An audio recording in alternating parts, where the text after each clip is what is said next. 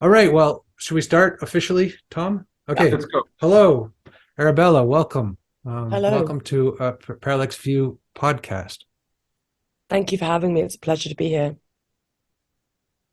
So you've we've recently been in touch a little bit, and I've looked at your website and we've talked a bit. You are a philosopher of some kind, as far as I understand, one of your main subjects or of areas of interest is beauty. Do you want to Mhm. talk about that a little bit, or? Yeah, sure. So I'm a transdisciplinary philosopher, right? So the praxis I employ, it's not just one area of focus. I'm really converging quantum mechanics, higher dimensional mathematics, aesthetics, metaphysics, ontology, and literature. My background's in English literature. All right. I did my undergrad and my master's in English literature.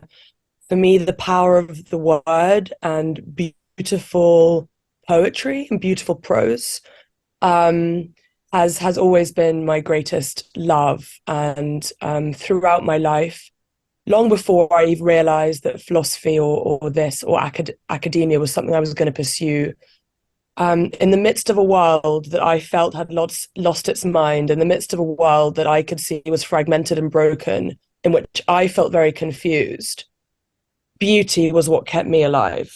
All right. When I looked up at a starry night sky, or I beheld an exquisite painting, or I listened to a Beethoven quartet, or I even just reflected on life's fleetingness, this is what gave my life meaning and what made it worth living. So that's the sort of background and the context. My sensitivity to life is founded on beauty, right? That is why life is worth living, because it has beauty in it, and there is beauty embedded in pain.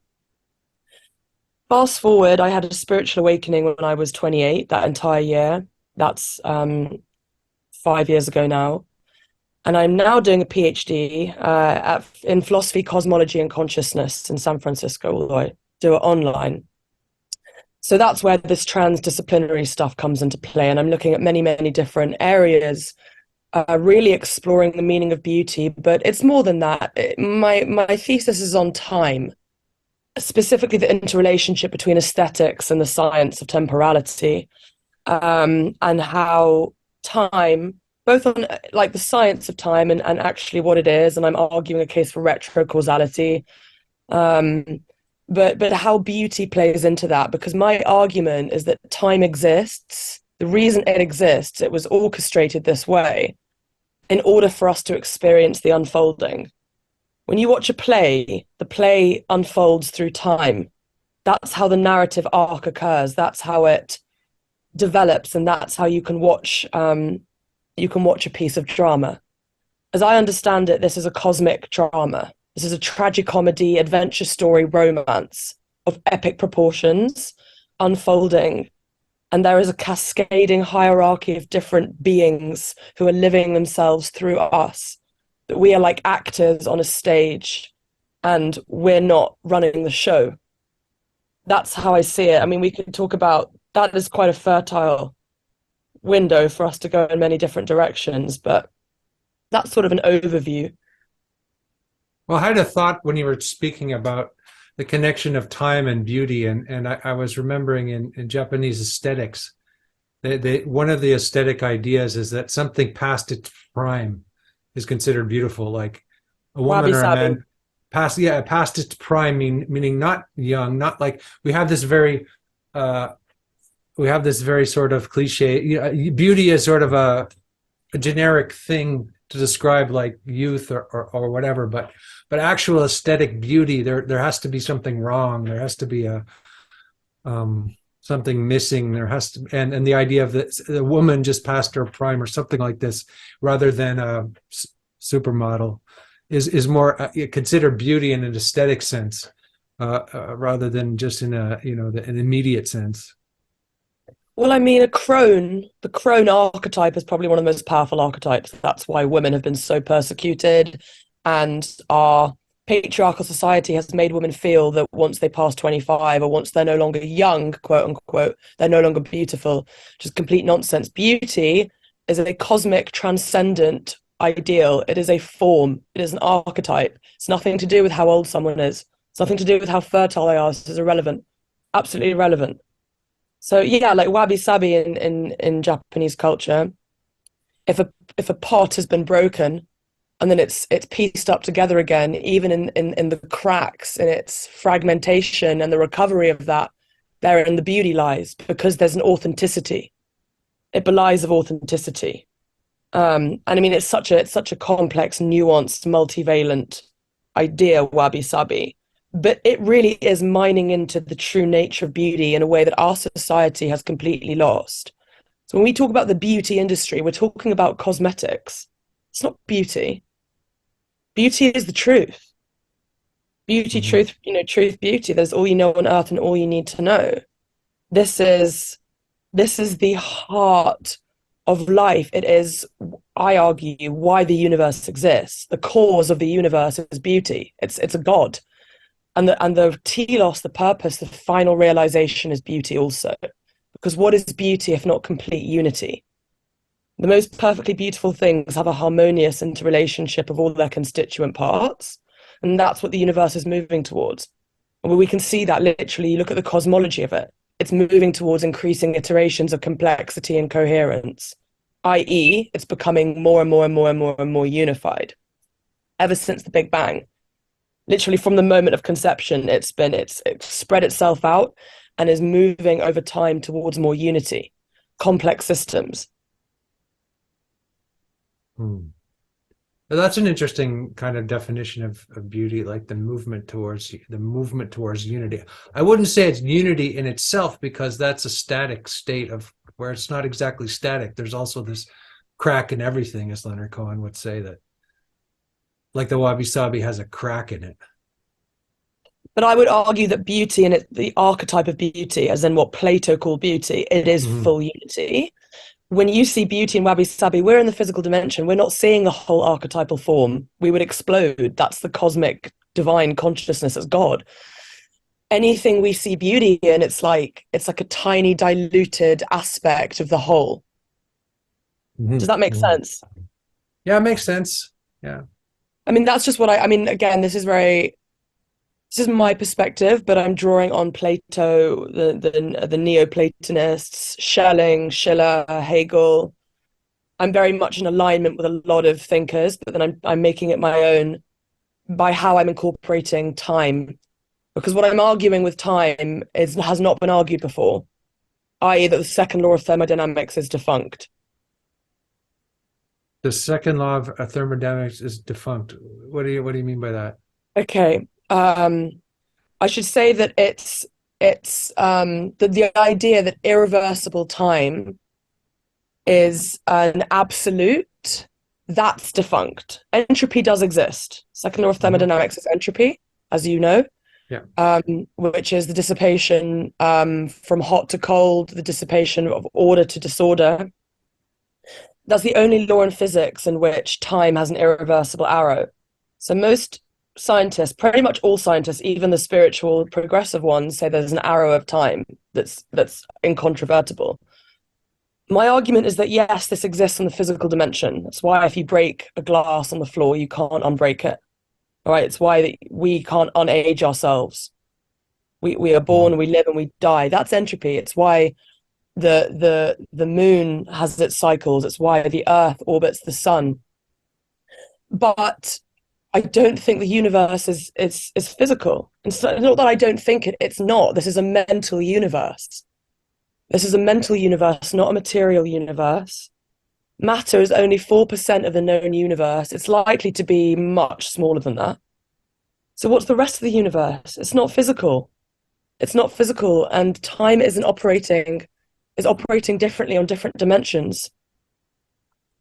Right? And that there are, as chaos theory shows us, this branch of mathematics, there are many like dimensions of reality, and patterns we see here, even if they appear complex and incoherent here, are coming from a deeper order.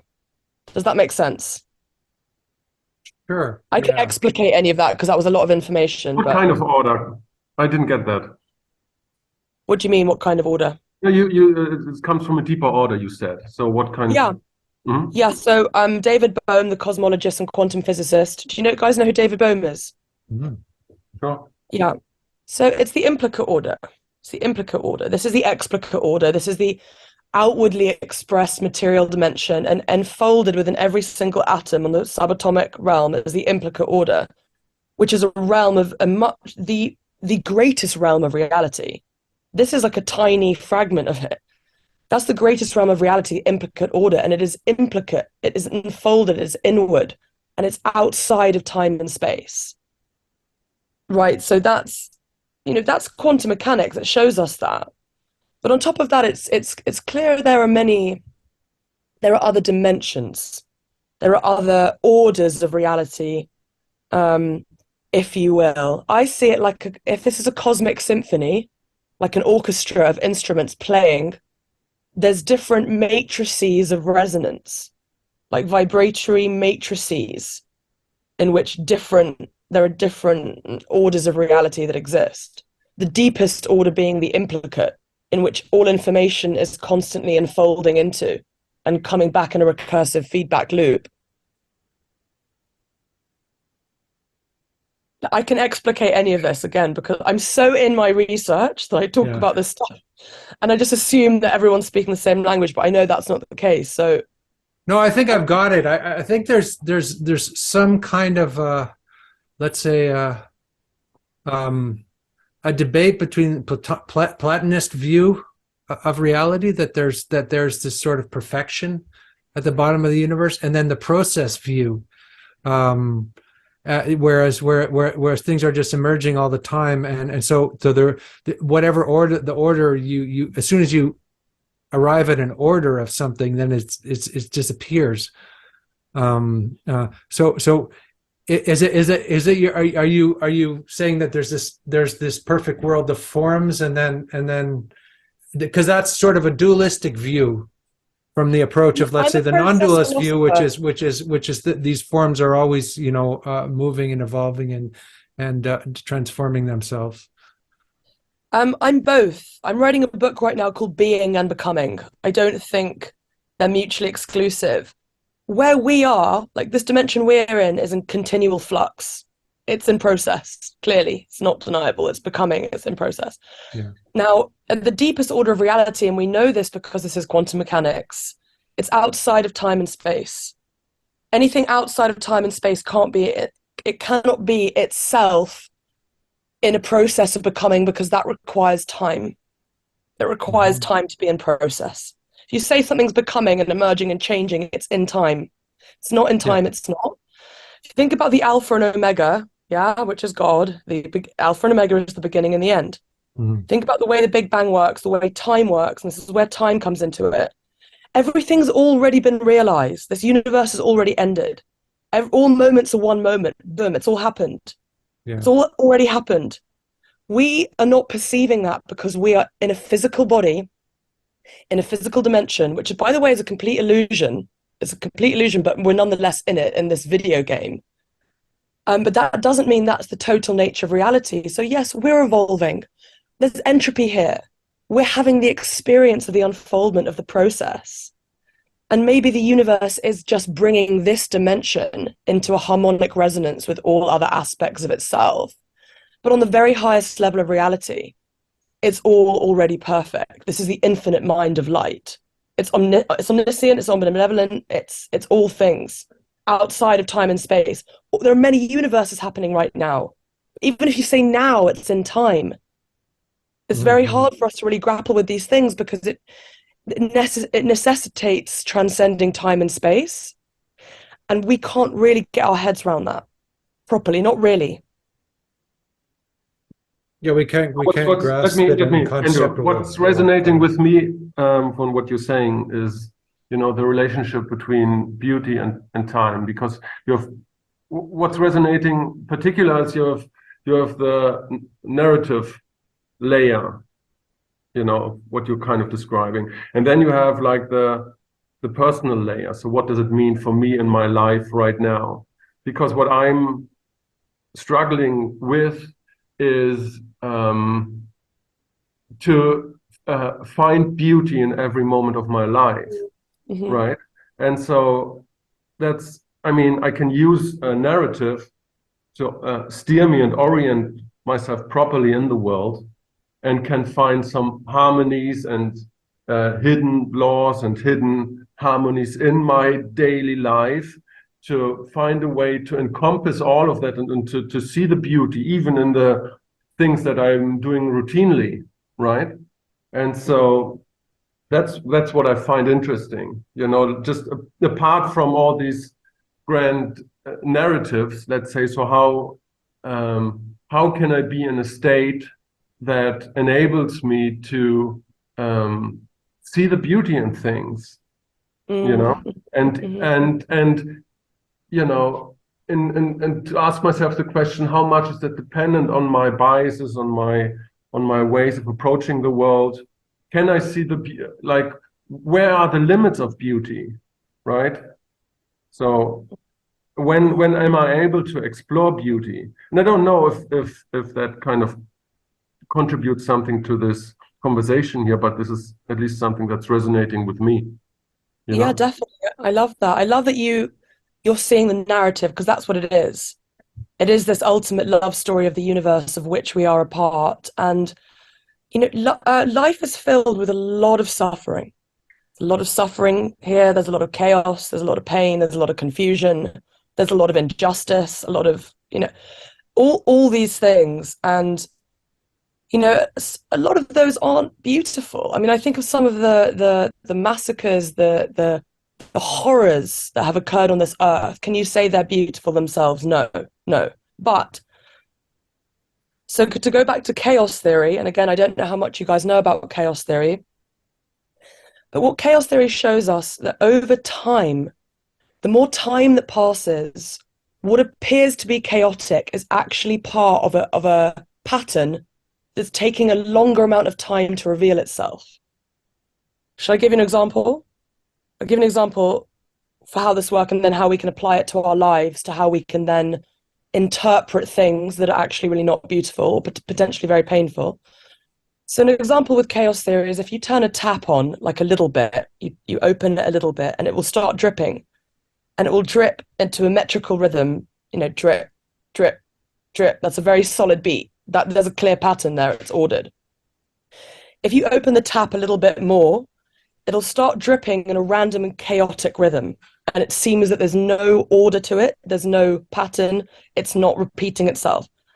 However, if you measure the drips over a much longer period of time, and you look at them at the algorithm, there's a very, very coherent pattern. But to the limited perspective, it looks like chaos until you measure it over time. Same things in our lives. Some awful things can happen, or some very painful things can happen. Over time, things circle back. Things come full circle. People weave in and out. Themes recur. Our life is founded on time. We can move through space. You cannot move back and forth in time, only in our consciousness. And there is this dancing, immaterial shape.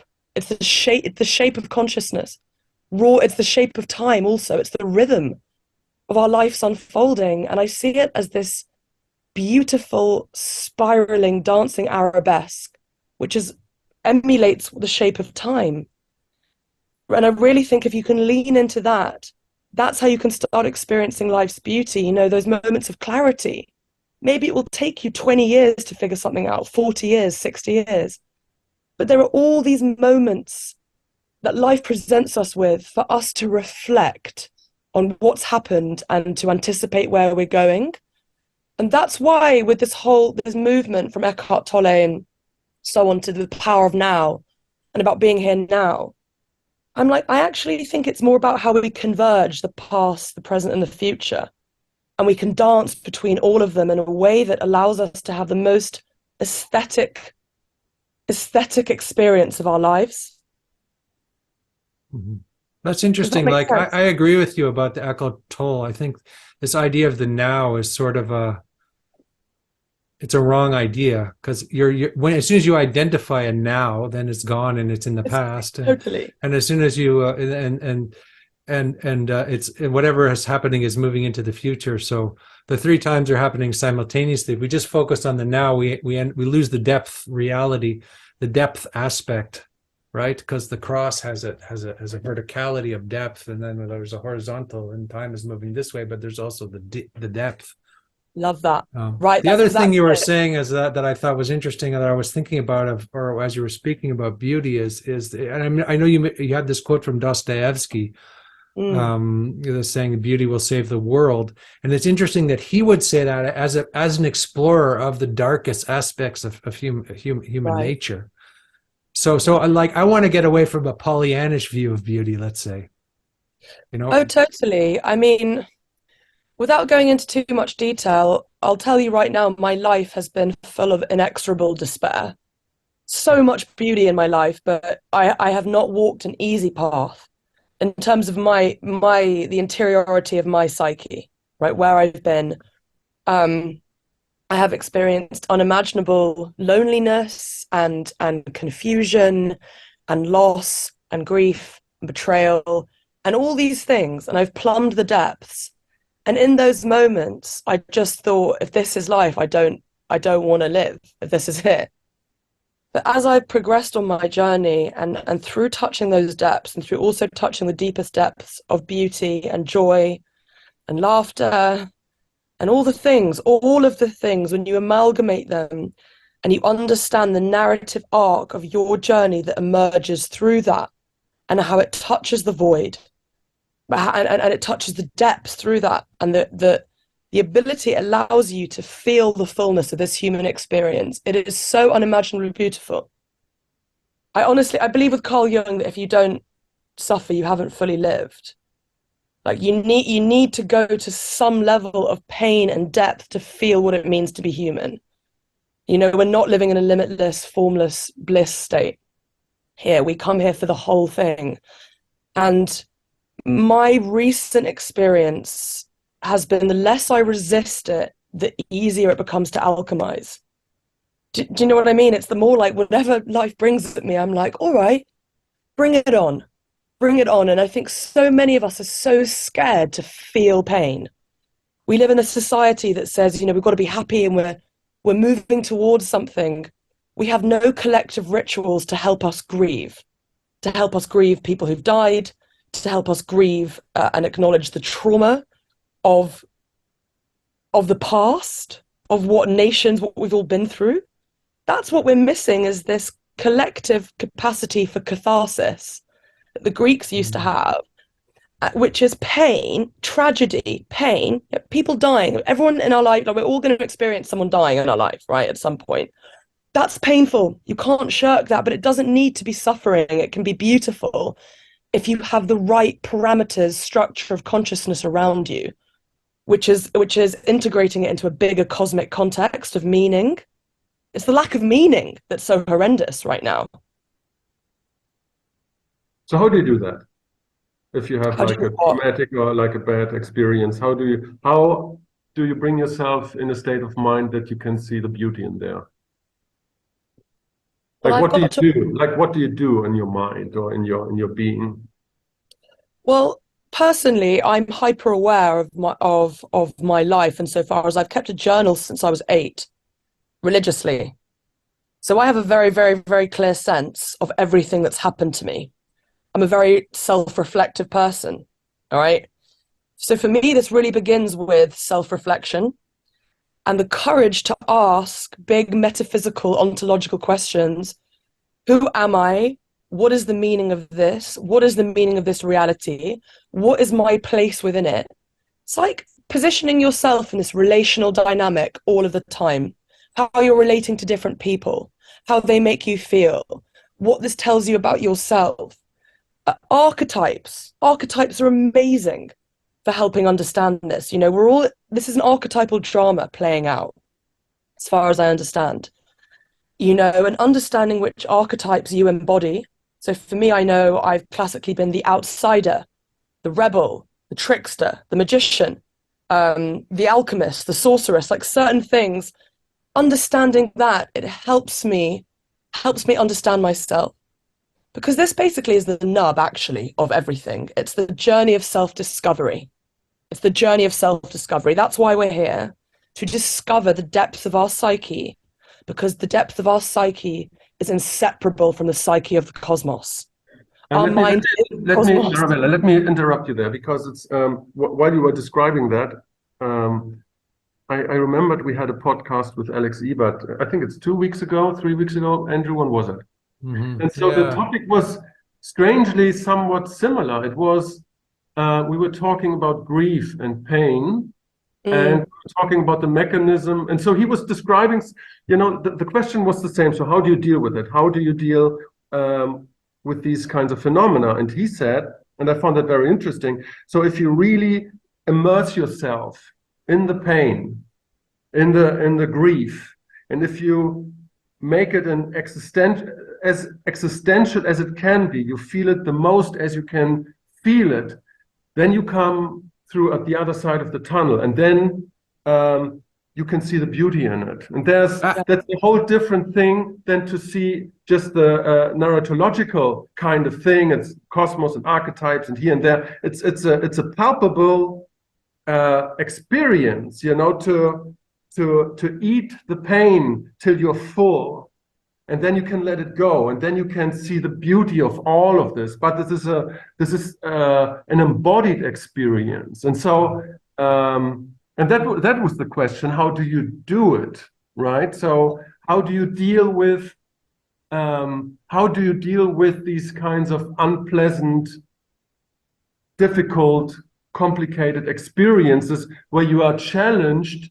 Where you challenge, okay, how can I see the beauty of things? How do you get to that point? Because I think just to add to what you're saying just a little bit, just as a footnote, he also said you turn up that, right? You turn up the volume of your pain, right? That's what I mean. As an exercise. It's not just that you feel it completely, that you actually you intensify it. Right. Exactly. Right. I mean, I guess for me as someone with bipolar, who I felt 10 times more of what anyone else around me was feeling. I don't know if that's true for me, that I felt like I needed to turn up the pain. For me, it was more a case of, well, first of all, not resisting it, but actually welcoming it, because I used to resist it for a long time. Having community around you to help you alchemize it. Now, the narratology of the cosmos and the archetypes are not exclusive from a somatic experience. To understand what archetypes are, you don't understand it up here. It's a somatic aesthetic experience. Aesthetics comes from the word aesthesis, which means to sense, to feel. You sense and you understand beauty, not through your intellect, but through your body first. That's how you feel it, because it's ineffable. I encountered archetypes recently, actually, about 2.5 weeks ago. And then I had the session with Andrew where we were looking at the tarot. So archetypes are really big for me right now. And I had this mystical experience watching a film. And I had this realization that everything's a symbol. Everything's an archetype. But this wasn't a thought. It was a full-blown mystical revelation in my body. So now as I'm experiencing the unfolding of my life, including all the pain, it's really understanding this role that I'm playing of the drama that I've chosen to play. That doesn't mean I'm like bypassing the pain with my intellect. It's a sense-making process also, right? Because the beauty of the pain only comes if you can make sense of it. If the pain is senseless, it will not provide beauty. Yeah. There's also the aspect of philosopher. I'm not an existentialist philosopher. I don't agree with it. So I think it's a question of attention, attending to it, because it's a little bit like in the Gurdjieff work of conscious suffering. If suffering is just arbitrary, it just tears you apart and destroys you. Right. But as soon as you bring consciousness to it or attention to it, then it transforms itself again. And I think that is an aesthetic process. I think that is an artistic process. And I think that's an embodied process, as you're saying. Yep. I think that is a process of is transforming this in your body. And and the other thing, as I was thinking about this, also the other guy was talking, a guy who had done a lot of Gurdjieff work, about how the Gurdjieff idea is that we have three brains. There's the intellect, the emotive brain, and then the motility, the movement part of ourselves. And we have all these three aspects, these three sort of central locus of intelligence.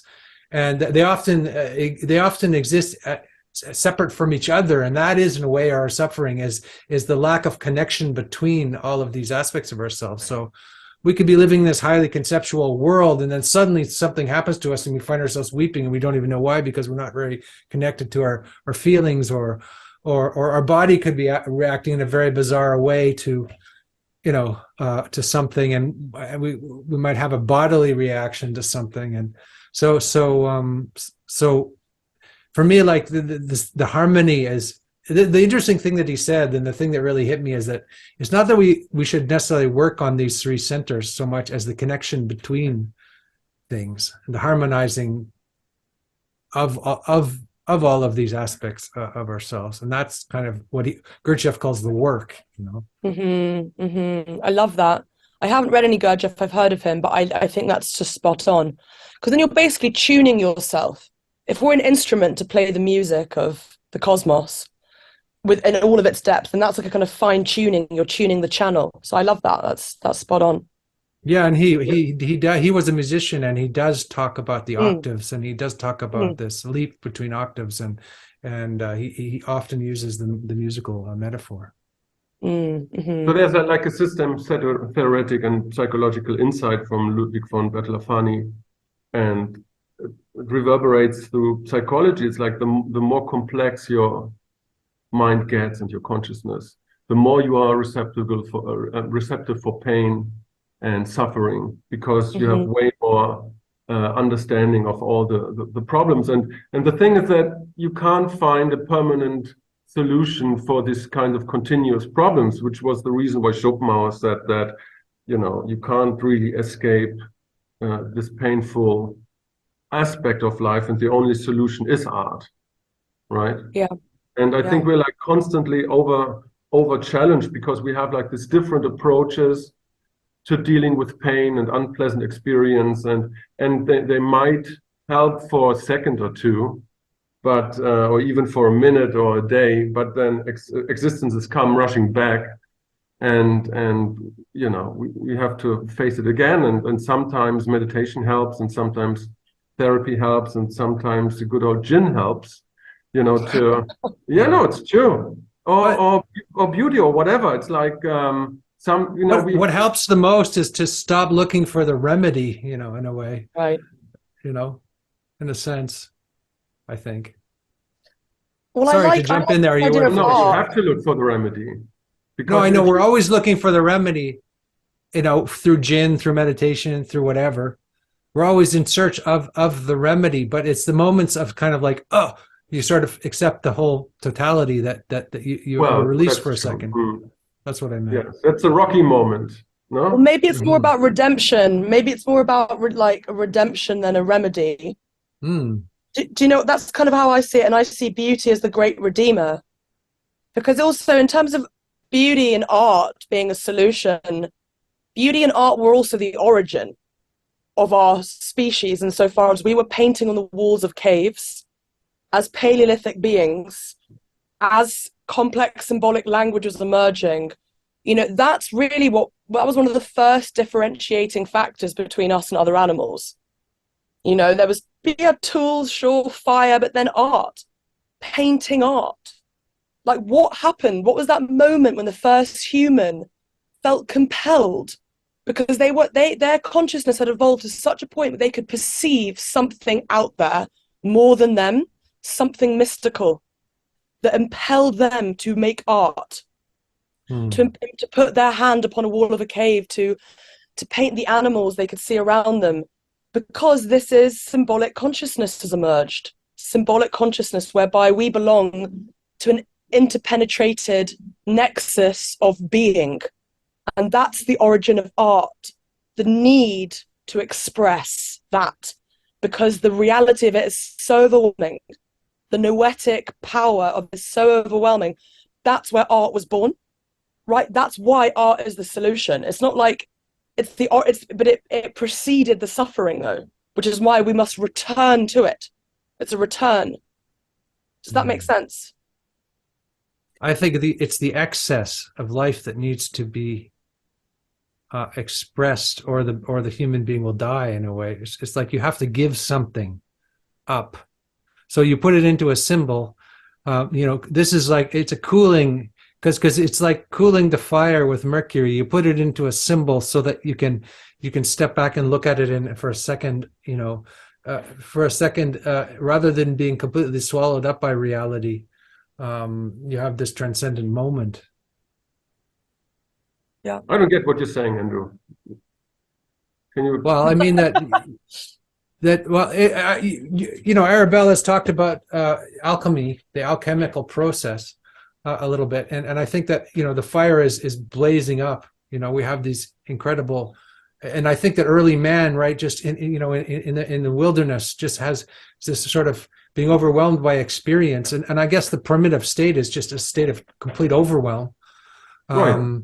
And then art comes when we are able to separate ourselves from that overwhelm, and so it's like the cooling mercury drips down, and whereas the blazing fire is and then it meets in the center, and then you have symbols which are ways in order for you to see through that, like just like a stained glass or something is a way for you to see through something. It on one level it distorts reality, but on the other level it enhances. So it's sort of like a distortion. So the idea of that excess enhances. that you mentioned is quite interesting, because I mean, Yeah. sure, we are always overwhelmed, like the prehistoric man. Still, Yeah.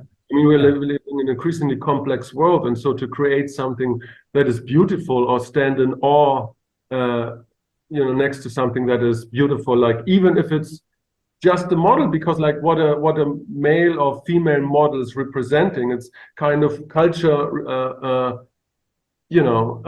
remembering that beauty is important for our existence, to create something that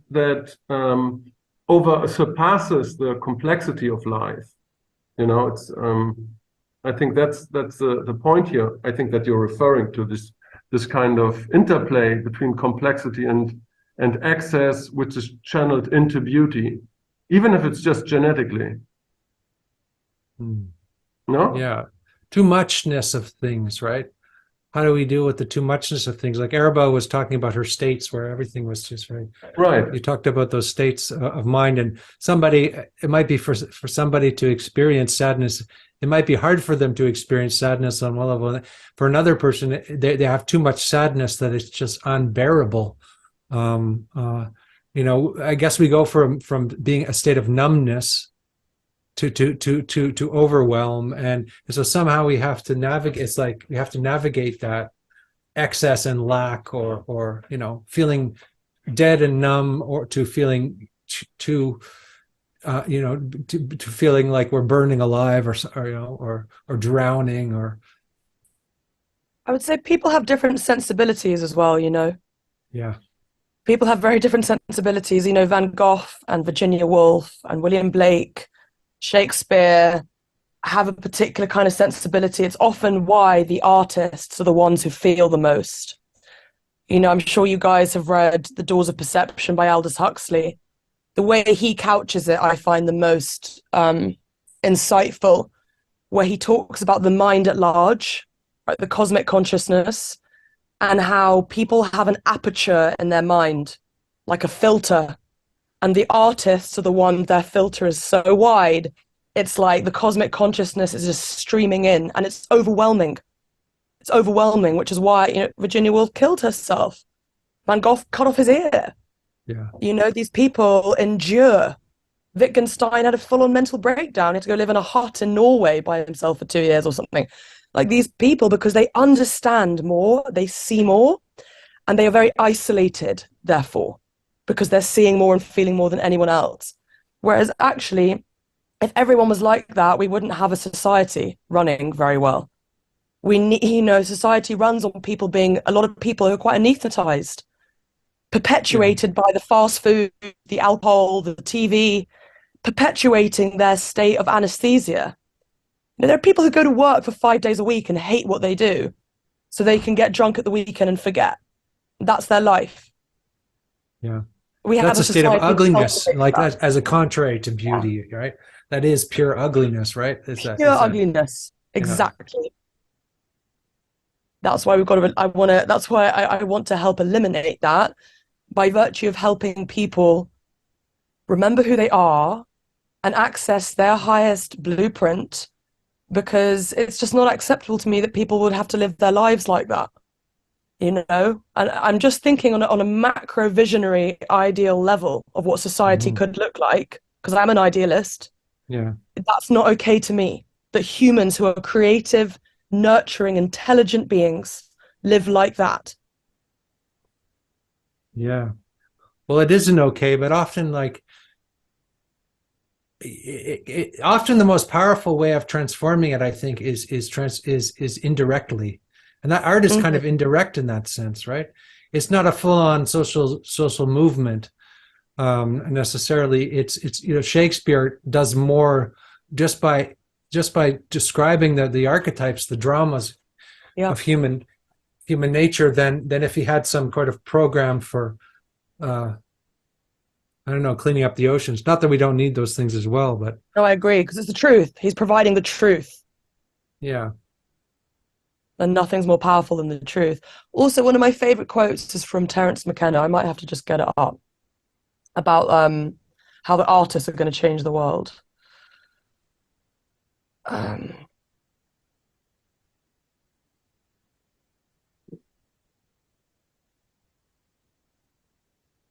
Sorry, you could chat amongst yourselves while I find No, this it's quote. well, I mean, it's again, I think it's vitally important because we have all this power right now. Mhm. There's all this power, right? There's all this informational power, and there's the AIs coming on, and there's just intense human, just raw informational, technological power. But Right. it's like what Johnny Cash says in his song. It's like an empire of dirt, right? Without that aspect of this unspeakable aspect of grace or the divine, or which the artist is always pointing I mean, Andrew, towards. that's the reason why I love this book, which I'm reading now, The Sun Also Rises from Hemingway. It's an old book, right? I Yeah. don't know if you have ever read it, but Yeah, I have. it's Yeah. about this lost generation after the First World War. Outsiders, like people who are like thrown out of the society. Like death had a grip on them and let them go once more. And so there were like people like drifters in Paris, then going to the Pamplona kind of bullfights, and they were just indulging into carnal kind of things and drinking all the time, and but there's so much beauty in that dirt. Henry Miller is the same. It's like you go and you go in the dirt and you find the gold there. Yeah. And this is like there are eternal truths in that. And I mean the character of Brad Ashley, I mean that was like the first modern woman described in modern literature, basically. And she was just wild, It's like You see, it's basically artists who are fucking able to do everybody. that. What? I'm saying it's people like Hemingway who are able to do that. Right. That's why we need the artists, the writers, the people to show us the gold in the dirt that maybe Right. others of us can't see. Does that make Right. sense? They're the ones who Yeah. can go in and show it, and it's like that. I want to give you this quote from Terence McKenna. He said, "The artist's task is to save the soul of mankind, and anything less is a dithering while Rome burns. Because of the artists who are self-selected for being able to journey into the other, if the artists cannot find the way, then the way cannot be found." Yeah, absolutely. Amen. I mean, Sure. it's obvious, right? It's like, I mean, to So me, obvious. because I studied literature like you for a long time, but it just seems that it's obvious that's where the key is. And to everything, because everything else fails. Ideology fails on all levels. Technological improvement fails. Everything fails, right? Except for that. I also agree with you. You said something about, Shakespeare, how much more important that is than like a climate, like a cleaning up the oceans campaign. I couldn't agree more. I could not agree more. And this is what I think about every activist, for whatever cause it is there is one problem that we need to solve. There's one problem, and it's a sickness of mind. There's a sickness of consciousness, and if you heal that, you will heal all of it. Yeah. Trafficking, poverty, rape, the climate catastrophe, whatever, racism, homophobia, social injustice, it's all one problem. It's literally one problem. If you awaken people and you mystically enlighten them and you allow them to touch beauty, and people are living in that aesthetic realm of absolute beauty, that's how things will just organize themselves. But it'll be a self-organizing intelligence. And you just need enough people to be there. I don't even think we're going to get the whole world there. Just enough people that there's some sort of tipping point. Like, that's really what I'm going for. Mm-hmm. Yeah. Well, even one or two people is good. Even two people is good, I think, Well, exactly. Like, if you're going for numbers, you're going in the wrong direction in a way. If you're trying to increase your numbers, we were talking about this a little bit over the channel, because obviously we're trying to increase our numbers because we want to, we want this we want to earn a little money, and we want to increase our numbers. This is kind of normal business of life, right? On the other level, that if the depth is not there, then the whole thing is just worthless, right? It's a worthless pursuit. Of course, I guess what I mean is that first of all, it's always been a small group of people that have changed the world. That's a quote from Margaret Mead, which I've paraphrased, but it's always been a small group of people, right, that have had the most impact. It's been figures like Nelson Mandela or Martin Luther King or whoever, right? These individuals who make waves. So it doesn't, it just only needs to be a small group of people to really create the change. But I do think there's a lot of humans out there who do question reality, who do sense there's got to be more, but they just haven't been given the information, and they're on the cusp of awakening. And I just think we're living in this evolutionary time where we're going through this threshold into an unprecedented iteration of reality. And it's a bifurcation. You've got AI and everything kind of descending into horror on one hand, but then I really think there's tens of thousands, if not hundreds of thousands, if not millions of people who actually are not yet awake, who are ready to awaken in the next decade. That's my intuition. I could be wrong, but it's my intuition. Yeah. Well, they have access to the information now, which is interesting. It depends what they do with that information, I would say. This information's not mainstream, though. Yeah, we're talking about you and I. This is not yet mainstream. No. Now, in the 1960s, that was not mainstream either. It was a counterculture. It's become so, because it was so powerful, it's become very famous.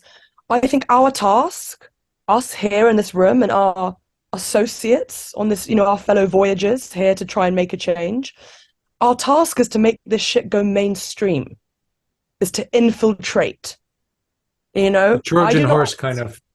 Yes. Yeah. I do not accept the Kardashians being some of the most powerful people in the world. I don't accept that. I don't accept our current political systems. I'm a full-on revolutionary. I feel like liberty leading the people in that Delacroix painting. Do you know which one I'm talking about? Mm-hmm.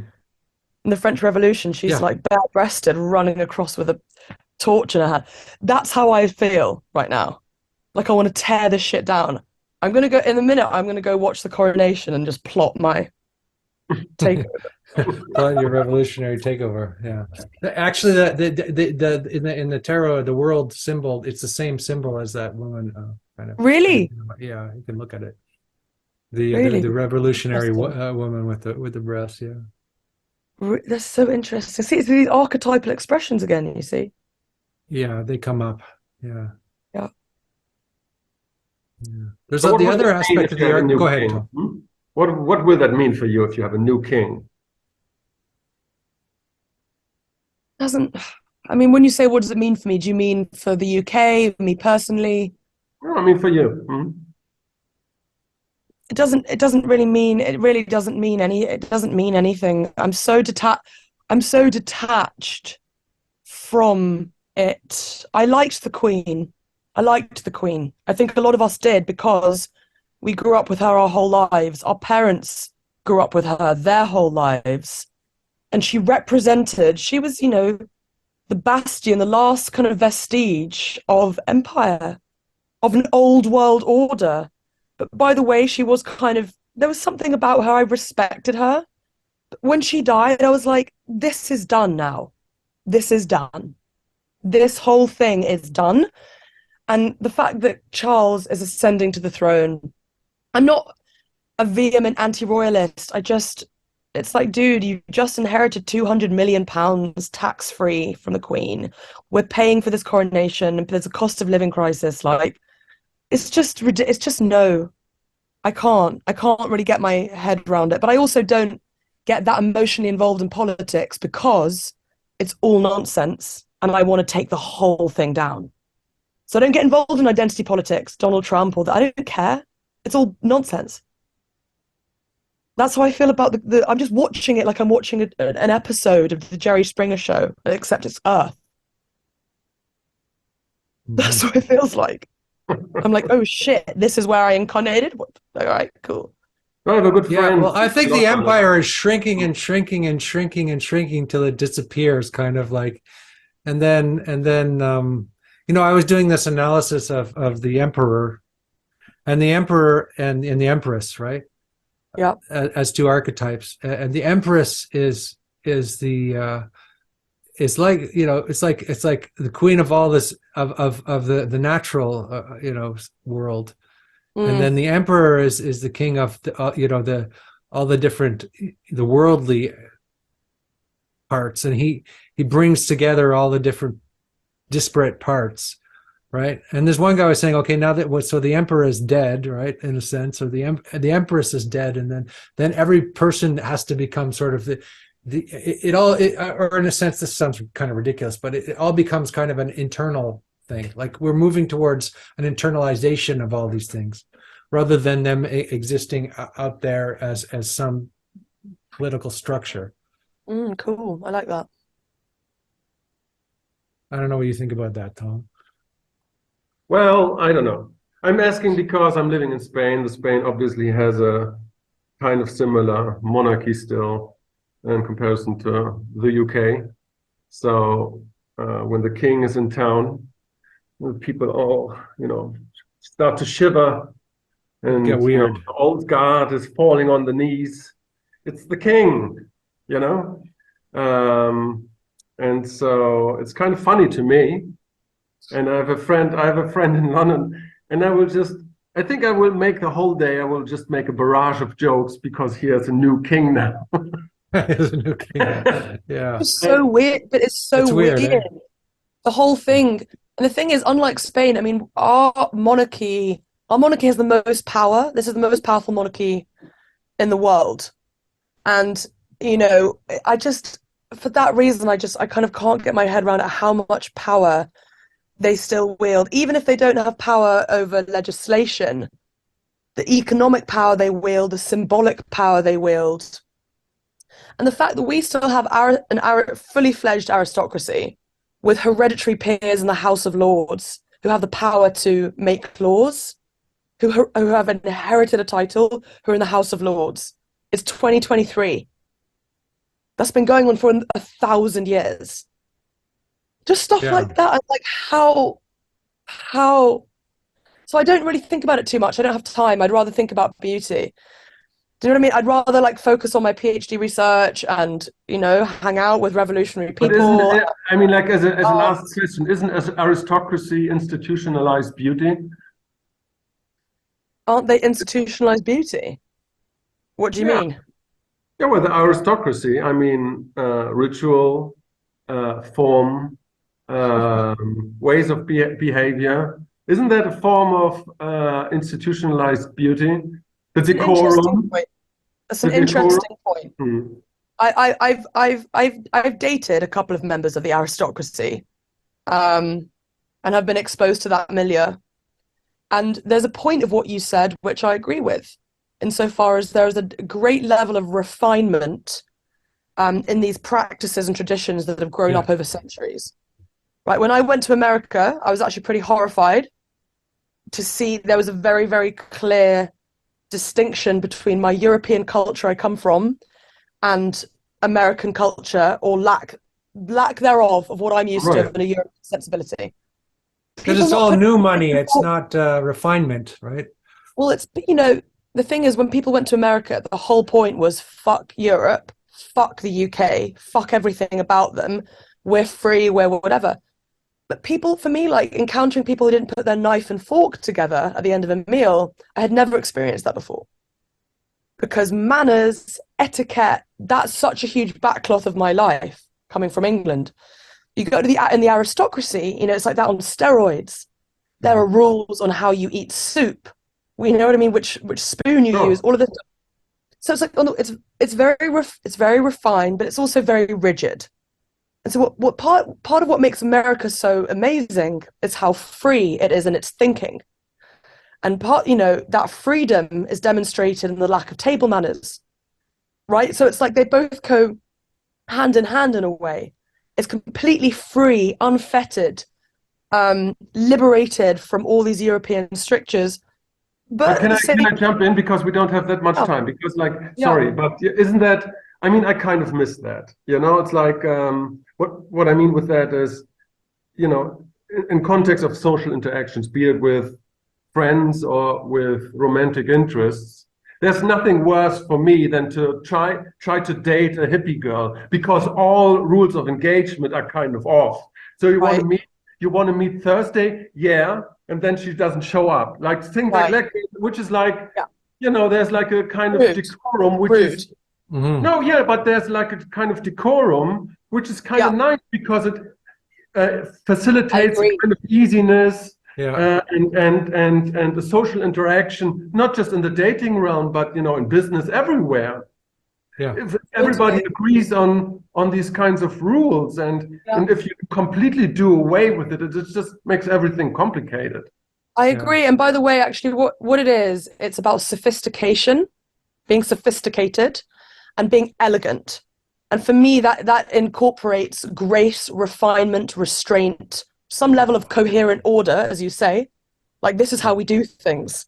Right? This is the etiquette, which, if it's taken too far, can be very constricting. But when used, I think, appropriately, is necessary. Look, I'm all for that. I like refinement. I like elegance. I like history. I like culture. I like regalia. I like old buildings. You know, I like these things very much. And I think it's about holding it lightly, while also having a progressive attitude. It's like that balance. Right. It's the positive aspect of the patriarchy, basically. Yeah. Well, I'm being from Canada. I know that I'm kind of rough compared to like Europeans. I'm kind of sloppy, you know, and I'm kind of like, and I often feel, you know, like I'm in this world of sort of like there's these rules that I don't understand, and I'm kind of like, and there's a way in which I'm not as I'm not like Tom, my friend Tom. You're much of you're very engineered in how you think of things, and I have a very you're a brute, Andrew. I'm a brute. I'm a bear. Yeah, so I think like that's like, I think that the two kind of have a nice marriage together if you can balance some sophistication with a bit of roughness. I think that's the ideal. Agreed. Yeah. Agreed. All right, thank you, Arabella. That was fantastic. I won't keep you away from the coronation of your new king. Of your king, yeah. You better get back to watching it.